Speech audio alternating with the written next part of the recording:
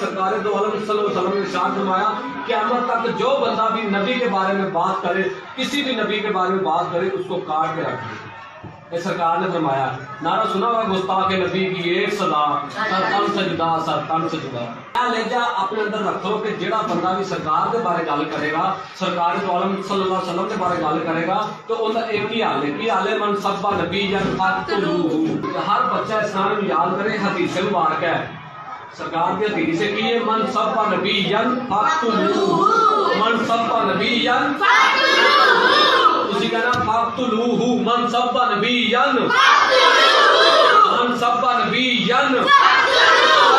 حمزہ ادھر کھڑے ہو جاؤ، بتاؤ کیا تم ظالموں کے ظلم سے ڈر گئے ہو؟ نہیں۔ تو تم کیا کر سکتے ہو؟ ہم اپنے نبی کی عزت کے لیے مر بھی سکتے ہیں اور گستاخ رسول کو مار بھی سکتے ہیں۔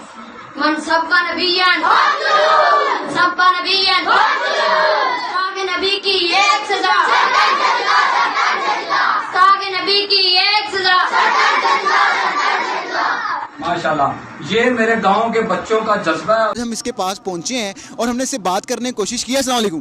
وعلیکم السلام۔ کیا نام ہے آپ کا؟ محمد ابو بکر۔ کب سے موجود ہو دھرنے کے اندر؟ ہفتہ ہو گئے؟ ہاں جی۔ من سب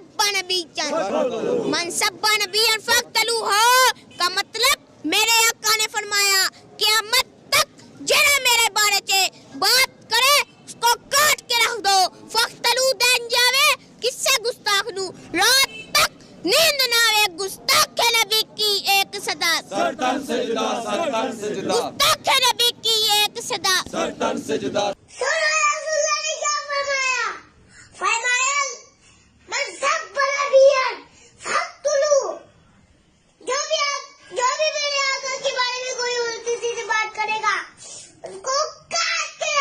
من سب نبیا، من سب نبیا، من سب نبیا۔ آج کل ایک حدیث کے حوالے سے بھی بڑے لوگوں نے سوال پوچھا، میں چاہے اس میں ضمناً عرض کر دیتا ہوں۔ من سب نبیا فقتلوہ، یا فقتلوہ کہتے ہیں، وہ ہاں پہ وقف ہوگا، جو نبی کو گالی دے اسے قتل کر دو۔ جو یہ حدیثیں نعرے کے طور پر، سلوگن کے طور پر بیان کر رہے ہیں، ان کے اپنے محققین کہتے ہیں یہ روایت ہے تو ضعیف، لیکن اسے تلقی بالقبول حاصل ہے، یعنی نسل در نسل لوگ اس کو صحیح مان رہے ہیں۔ روایت ضعیف ہے، اور یہ کسی ہماری مین کتاب بخاری، مسلم، ابو داؤد، ترمذی، نسائی، ابن ماجہ میں نہیں ہے۔ المعجم الکبیر طبرانی، امام طبرانی المتوفی 360 ہجری، جو امام بیہقی کے استاد ہیں، ان کی معجم الصغیر اور الاوسط کے اندر موجود ہے، اور وہ بھی ایگزیکٹ یہ الفاظ نہیں ہے، وہاں ہے من سبا نبیم من الانبیاء، جو کوئی نبیوں میں سے کسی نبی کو گالی دے فقتلوہ، اسے قتل کر دو۔ اگر وقف نہیں کریں گے تو فقتلوہ کہہ دیں، لیکن روایت اس کی اسناد منقطع ہیں، متروک راوی، جھوٹے راوی ہیں، اور یہ مانتے ہیں خود، لیکن کہتے ہیں نہیں تلقی بالقبول حاصل ہے، اس کو باقی چیزیں سپورٹیو ہیں۔ ہاں ٹھیک ہے، جو چیزیں سپورٹیو ہیں ان کو ہم مانتے ہیں، لیکن ان کو ہم ویسے نہیں مانتے جس طرح آپ مان رہے ہیں کہ آپ نے خود ہی جج بننا ہے اور آپ نے اپنے معاملات کو ایگزیکیوٹ کر دینا ہے، اور جوڈیشری میں جائے بغیر ہی نہ شواہد اکٹھے کیے گئے۔ اور میرے بھائی یہاں تو سارے اہل حدیثوں کو اور دیوبندیوں کو بریلوی گستاخ رسول مانتے ہیں، نہیں مانتے؟ سارے اہل حدیث جو ہیں وہ بریلویوں کو مشرک مانتے ہیں، کیا نہیں مانتے؟ ایک دوسرے کے خلاف انہوں نے فتوے لکھے ہوئے ہیں۔ حسام الحرمین میں دیوبندیوں کو واجب القتل اور مرتد اور ان کے علماء کے کفر میں شک کرنے والے کو بھی کافر قرار دیا نہیں اعلیٰ حضرت نے 1905 میں، اور اس کے جواب میں 1906 میں المحند علی المفند میں خلیل احمد سہارنپوری نے، کتنے علماء دیوبند کے سائن ہیں اس کے اوپر، اشرف علی تھانوی صاحب کے بھی اور بعد کے بھی، یہ تقی عثمانی صاحب کے والد صاحب کے بھی اس پہ سائن ہے۔ احمد بریلوی اور ان کی پوری جماعت کو شیطانی لشکر نہیں ڈکلیئر کیا، اور ساتھ مثال دی جس طرح انبیاء پہ حملہ آور ہوتے تھے، یعنی کافر کہا، اور کہا علماء دیوبند رضی اللہ عنہم پر ہوئے ہیں، 14ویں صدی کے مولویوں کو رضی اللہ عنہم۔ المفند ایک بابا سے ٹھہرایا ہوا، احمد بریلوی کو کہا المحند علی المفند، ہند کی تلوار ایک پاگل بابے کے اوپر، انہوں نے لکھی تھی اسام الحرمین، حرمین کی تلوار، تو کافر نہیں کہا ہوا، وہ تو سارے ایک دوسرے کو کہتے ہیں۔ اعلیٰ حضرت نے تو احکام شریعت میں لکھا ہے کہ وہابی، دیوبندی، اہل حدیث، وہابی و دیوبندی اہل حدیث کو کمبائنڈ کہتے ہیں، اور رافضی اور قادیانی کافروں کو بیچ میں شامل کیا. یہ 1,00,000 دفعہ بھی اللہ کا نام لیں تو ذبیحہ مردار رہے گا, اور یہ سب کے سب مرتد ہیں, یعنی واجب القتل. یہ پتہ نہیں مرتد کیوں کہا, کیا پہلے بریلوی تھے تو پھر چینج ہوئے نے؟ تسی کو کافر ہی کہو نا, مرتد اتنی وڈی ڈگری تھا کہ وڈ دو انہوں نے. البتہ یہود و نصارہ کا ذبیحہ حلال ہے. ہاں یہ بات ٹھیک ہے کہ یہود و نصارہ اگر اللہ کا نام لیں تو ان کا ذبیحہ حلال ہے. تو ان کو یہود و نصارہ سے بدتر کہہ دیا, قادیانیوں کی صف میں لا کے کھڑا کر دیا. اور ملفوظات اعلیٰ حضرت کی پہلی جلد جو انہوں نے خود پڑھی ہے, ان کے بیٹے نے جمع کی ہے, مصطفیٰ رضا خان نوری نے, جس کی نعت ہے تو شمع رسالت ہے عالم تیرا پروانہ, اس میں انہوں نے لکھا ہے کہ وہابیوں کی نہ نماز ہے, نہ جماعت ہے. پوچھا گیا نا کہ پیچھے نماز پڑھ سکتے ہیں, وہ کہتے ہیں نماز کیا پڑھو گے, ان کی تو اپنی نہیں ہوتی. پوچھا گیا مسجد, تو کہا کفار کی مساجد مثل گھر کے ہیں. کافر کا لفظ کافر کا موجود ہے. اذان, انہوں نے کہا اذان بھی ان کی باطل ہے, جیسا نماز و جماعت باطل ہے. البتہ اللہ کے نام پر اور نبی علیہ السلام کے نام پر عز و جل اور صلی اللہ علیہ وآلہ وسلم آپ کہہ لیں تو ٹھیک ہے. ایک دوسرے کو کافر نہیں قرار دے کے گئے ہوئے, تو سارے ایک دوسرے کو گستاخ رسول بھی سمجھتے ہیں. تو پھر تو یہ قتل و غارت کا ایک بازار گرم ہو جائے گا. رہ گی وہ روایتیں, جس طرح ابو داؤد میں حدیث ہے حضرت ابوبکر صدیق رضی اللہ تعالیٰ کے بارے میں, ایک شخص نے ان کے ساتھ مس بہیو کیا تو دوسرے نے کہا حضرت اجازت دے میں اس کا گلا کاٹ دوں. انہوں نے فرمایا نہیں, اور بعد میں کہا اگر میں تمہیں کہہ دیتا تو تم یہ کر دیتے. انہوں نے کہا ہاں میں کر دیتا. تو حضرت ابوبکر نے کہا کہ نبی علیہ السلام کے بعد کسی کے لیے شایع نہیں ہے کہ انہیں کوئی گالی دے, نبی علیہ السلام کے علاوہ کسی ہستی کو, تو اس کو قتل کیا جائے. یہ رسول اللہ کا پروٹوکول ہے. لہذا مجھے بھی اگر اس نے گالی دی تھی یا دیتا تو مجھ سے قتل نہیں کر سکتے. تو اب یہ دہشت گرد تنظیموں سے پوچھو کہ جو صحابہ کرام کو گالیاں دیتے ہیں تم انہیں کیوں قتل کرتے ہو؟ حضرت ابوبکر تو خود کہہ رہے ہیں کہ مجھے گالی دینے والوں کو تم نے قتل نہیں کرنا. مولا علی علیہ السلام تو خوارج کے بارے میں کہہ رہے ہیں, جو خوارج مولا علی کو کافر کہتے تھے, کہا یہ ہماری ایک جماعت ہم میں سے نکلی, ہمارے بھائی بگوڑے ہو گئے ہیں. پوچھا کہ منافق ہیں, کہا منافق تو بڑا تھوڑا اللہ کا ذکر کرتے ہیں, یہ منافق نہیں. پوچھا کہ کافر, کہ کافر بھی نہیں ہے, یہ تو کفر سے بھاگے ہیں یہ سمجھ کے کہ میں کافر ہو گیا ہوں. اگر کافر بھی نہیں منافق بھی نہیں تو پھر تیسری کیٹیگری کون سی ہے؟ مسلم, بگوڑے, باغی مسلم. تو مولا علی کو ڈائریکٹ جنہوں نے کافر کہا, انہوں نے ان کو بھی کہا کہ نہیں دی اس فٹ کی کہ جو کافر کہے گا کفر لوٹ جائے گا. ان کو پتا تھا, ان کو اپنے فہم سے غلطی لگی. بخاری مسلم میں حدیث ہے, ایک بدری صحابی نے جب حضور علیہ السلام کی مخبری کر دی, حضرت عمر نے اسے کہہ دیا منافق, اجازت دیں اس منافق کا گلا کاٹوں. آپ نے فرمایا بدری صاحب کی اگلی پچھلی غلطیاں معاف ہیں. حضرت عمر کو بھی توبہ نہیں کروائی, کیونکہ انہوں نے اپنے اجتہاد سے سمجھا کہ نبی کے ساتھ غداری کرنے والا منافق ہے, ابن ابی بلتا ہے نہیں تھا وہ. ان کی طرف منافقت اس لیے نہیں لوٹی کہ انہوں نے بھی اجتہاد سے یہ سمجھا کہ اس کی ایکٹیویٹی تو منافقانہ تھی, اس میں تو کوئی شک نہیں ہے. لیکن اللہ کے نبی نے کہا نفس سے مغلوب ہو کے چکے ہوا ہے, اس لیے چھوڑ دو.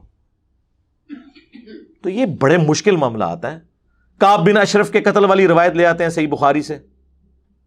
تو کعب بن اشرف تو ریگولرلی مسلمانوں اور یہودیوں کی ایک آپس میں ایک کولڈ وار چل رہی تھی, اس میں وہ ایک سرگنا کے طور پہ تھا. وہ تو ہم بھی یعنی جن ملکوں کے ساتھ ہماری جنگیں ہوں گی یا دشمنی چل رہی ہوگی تو ہم ان کے ایجنٹس کو کیا مروائیں گے نہیں, یا ان کے سرگنا کو؟ تو یہ حالت جنگ کی بات ہے. ورنہ مجھے بتائیں سب سے بڑا گستاخ رسول اس پلانٹ ارتھ کے اوپر عبداللہ ابن ابی تھا نبی کے زمانے میں صلی اللہ علیہ وآلہ وسلم, جس کے بارے میں قرآن میں آیا ہے کہ اس نے یہ سٹیٹمنٹ دی تھی کہ جب ہم عزت والے مدینے میں جائیں گے تو وہاں سے ذلیلوں کو نکال دیں گے. اور کسے کہا؟ اللہ کے نبی کو اور ان کے صحاب کو. اس سے بڑا کوئی کلمات کفر اور گستاخی ہو سکتی ہے؟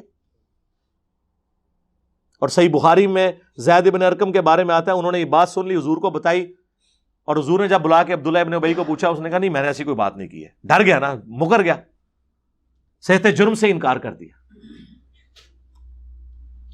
اب وہ صحابی اتنے پریشان ہوئے, اللہ نے اس صحابی کی صفائی میں قرآن نازل کر دیا. زید بن ارقم غدیر خم کے راوی,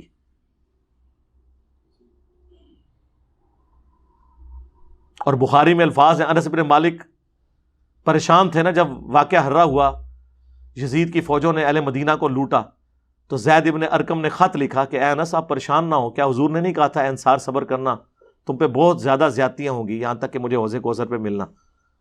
تو انس بن مالک نے ان کا خط کھول کے جب اپنے ساتھیوں کو بتایا اور کہا یہ وہی زید بن ارقم ہے جس کے لیے قرآن نازل ہوا ہے کہ جب عزت والے مدینے میں جائیں گے تو ذلیلوں کو نکال دیں گے. اتنے بڑے کلمات کفر. بخاری مسلم کے الفاظ ہیں، حضرت عمر نے کہا یا رسول اللہ اجازت دیں میں منافق کا گلا کاٹ دوں. آپ فرمایا چھوڑ دو، لوگ کہیں گے اپنے ساتھیوں کو قتل کرواتا ہے، اپنے صحاب کو قتل کرواتا ہے. حالانکہ حضور کو غلبہ تھا، رومن امپائر آپ سے بھاگی ہوئی تھی غزوہ تبوک میں. غزوہ تبوک کے بعد مسجد درار آپ نے جلوائی ہے، منافقین کی مسجد. تو منافقین کو کیوں نہیں جلوا دیا؟ ڈکلیئرڈ گستاخ تھے نا. معاملات کو لے کے چلنا ہوتا ہے. اس طرح تو دنیا کا ہر عیسائی رسول اللہ کا بھی گستاخ ہے اور اللہ کا بھی، کیونکہ اللہ کے لیے بیٹا تجویز کرتا ہے اور قرآن کہتا ہے قریب آسمان پھٹ پڑے، زمین شک ہو جائے اور پہاڑ ریزہ ریزہ ہو جائے. ان دعوا للرحمن ولدا، انہوں نے رحمان کے لیے بیٹا تجویز کیا. تو اللہ کو گالی نہیں ہے بیٹا تجویز کرنا؟ رسول اللہ کو کیا گالی نہیں ہے یہ کہنا کہ وہ جھوٹا پیغمبر ہے؟ نعوذ باللہ. تو عیسائی یہی سمجھتے ہیں نا. تو 2.25 ارب انسان تو سیدھا سیدھا نبی علیہ السلام کو، بلکہ آپ باقیوں کو بھی ملا لیں تو 5 ارب انسان تو نبی علیہ السلام کو پیغمبر نہیں مان رہے. تو آپ کیا کہ ساری دنیا کو مارنا شروع کر دیں گے؟ رہ کے توہین امیز کلمات. میں کہتا ہوں اس کے لیے قانون سازی 295C موجود ہے، اس کے ساتھ ایک شک ایڈ کریں کہ اگر کوئی معافی مانگ لے اسے معافی مل جائے گی. تو اس سے وہ چور دروازہ بند ہو جائے گا. جو لوگ اپنے مقصد کے لیے کسی پہ الزام لگاتے ہیں، جب وہ بندہ جوڈیشری میں آئے گا وہ انکار کر دے گا. اور زیادہ تر تو اسی طریقے سے الزامات لگتے ہیں. یا ہو سکتا ہے آپ اس کی تشریح گستاخی کر رہے ہوں، وہ گستاخی ہو ہی نہ. پھر بھی اگر وہ غیر مشروط معافی مانگ لیتا ہے بات ختم. نہیں جی معافی ہو ہی نہیں سکتی. بھائی اللہ کے گستاخ کی معافی ہے شرک کرنے والے کی سورۃ الفرقان کی آیت نمبر 70 میں کہ ہم اس کے گناہوں کو بھی نیکیوں سے بدل دیں گے. تو نبی علیہ السلام کے گستاخ کی بھی معافی ہو سکتی ہے، صحابہ کے گستاخ کی بھی معافی ہو سکتی ہے. اگر وہ بول کے کہتا ہے کہ یار میں نے تو یہ کہنے کا مطلب ہی نہیں تھا، تم نے یہ کیا. اور خود ان کے اپنے باپوں کی ذرا گستاخیاں دیکھیں. چشتی رسول اللہ نہیں موجود، نہیں چھاپ رہا. اشرف تھانوی رسول اللہ کیا نہیں موجود؟ یہ تو ڈیفینڈ کرتے ہیں اس کو. یہ کس منہ سے نعرے لگاتے ہیں پھر ایک دوسرے کے خلاف؟ تو میدان جنگ کے جو واقعات ہیں ان کو پیش کر کے پوری ڈاکٹرن نہیں ہے. اسی لیے آپ دیکھیں فقہائے اسلام میں گستاخ رسول کی سزا کے اوپر کنسنسس ہے ہی نہیں ہے. جی 2 امام یہ کہتے ہیں، 2 یہ کہتے ہیں. وہ امام اس وقت کہنا شروع کرتے ہیں جب کتاب و سنت کی نص موجود نہیں ہوتی. یہ سزا اجتہادن ہے. اور یہ جرت کر کے نہ فقہ حنفی کی سزا بتائیں کیا ہے.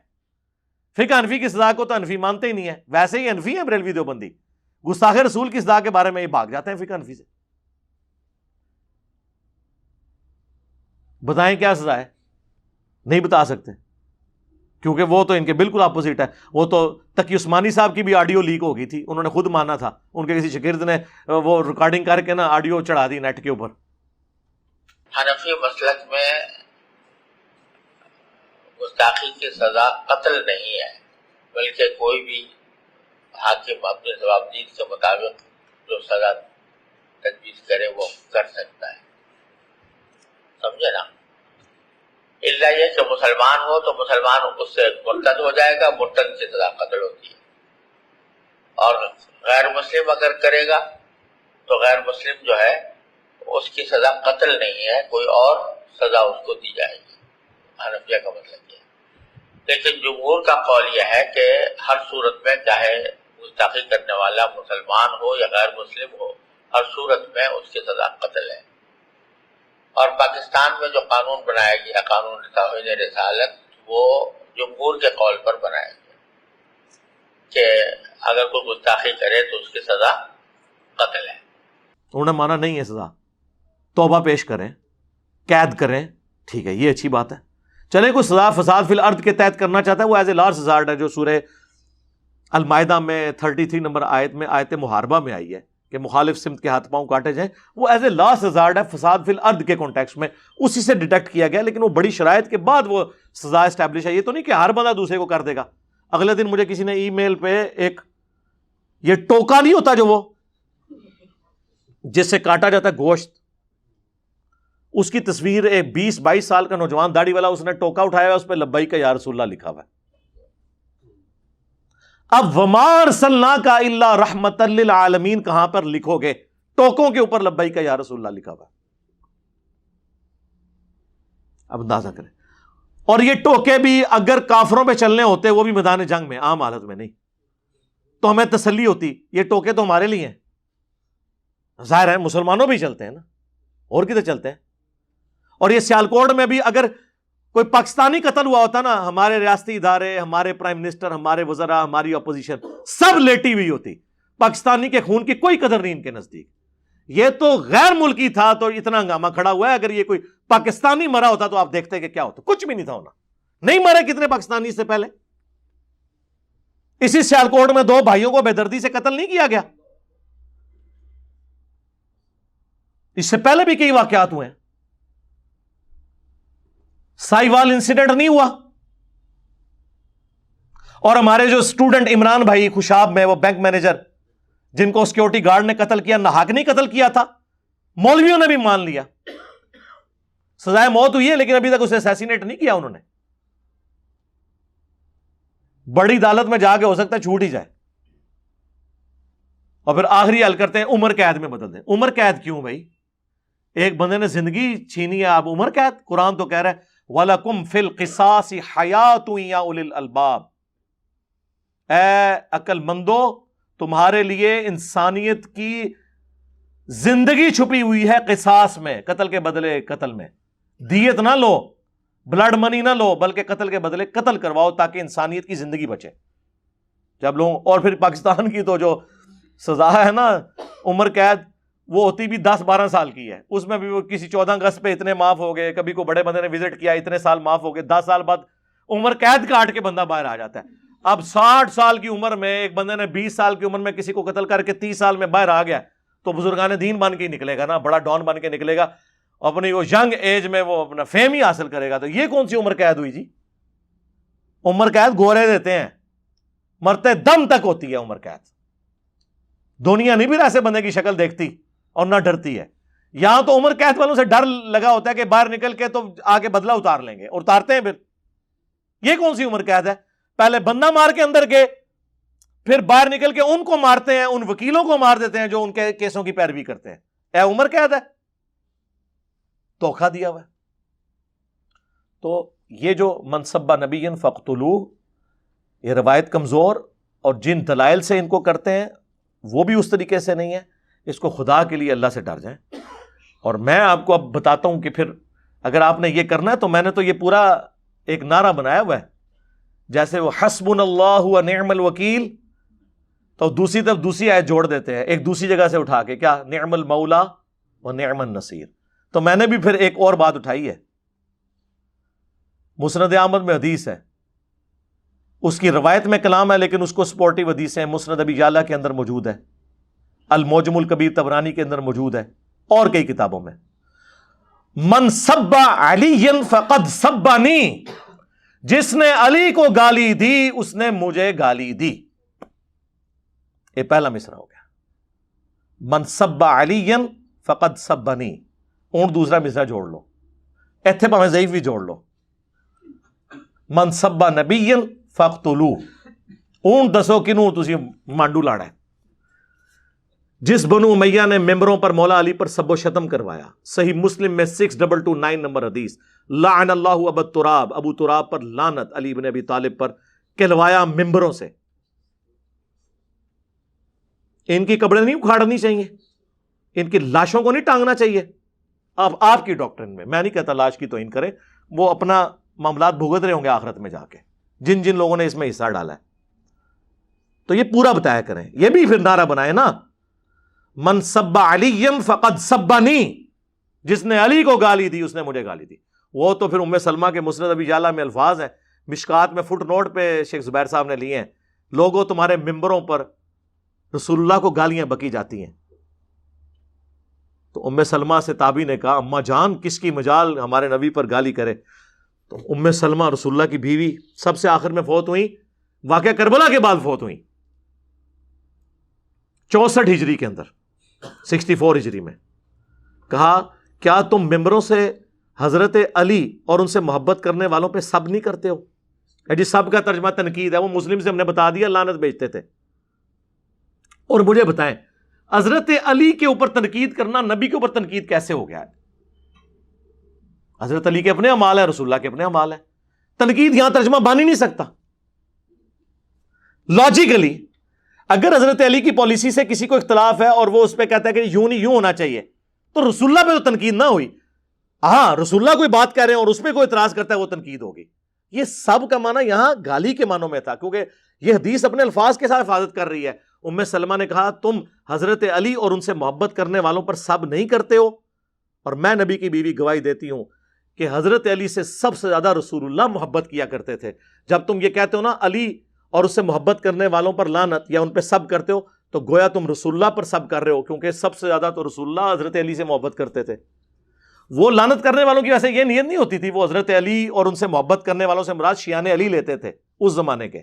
لیکن ام سلمہ نے کہا یہ کیٹاگوریکل جو جملہ ہے نا یہ رسول اللہ تک جاتا ہے, کیونکہ سب سے زیادہ رسول اللہ حضرت علی سے محبت کرتے تھے. اور کون کہہ رہا ہے؟ بیوی کہہ رہی ہے, عام بیوی نہیں, ام سلمہ. تو اب یہ نعرہ مکمل کریں, من سب علی فقد سبنی, جس نے علی کو گالی دی اس نے مجھے گالی دی. من سب نبی فاقتلوہ. پھر تو کہاں سے کہاں بات جائے گی میرے بھائی. یہ علمی پلیٹ فارم ہے, یہاں ہم علمی گفتگو اس لیے کرتے ہیں تاکہ لوگوں کو ایجوکیٹ کیا جائے.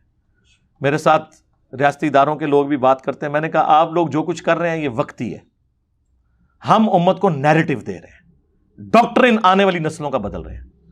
ایک جنگجو صرف ایک علاقہ فتح کر سکتا ہے, لیکن اس علاقے میں ڈاکٹرن چلانا یہ وائزین کا, پولیٹیشنز کا کام ہوتا ہے, جو لانگ ٹرم پالیسی دیتے ہیں کہ آنے والی نسلیں ٹرو ریلیجن کے اوپر آئیں. یہ کام بندوق کی زور پہ نہیں ہوتا, اس کے لیے دل جیتنے پڑتے ہیں, اور دل جیتنے کا ہتھیار علم ہے. سورۃ الانفال میں آیا کہ جو ہلاک ہوا دلیل سے ہلاک ہوا, اور جو زندہ ہوا دلیل سے زندہ ہوا.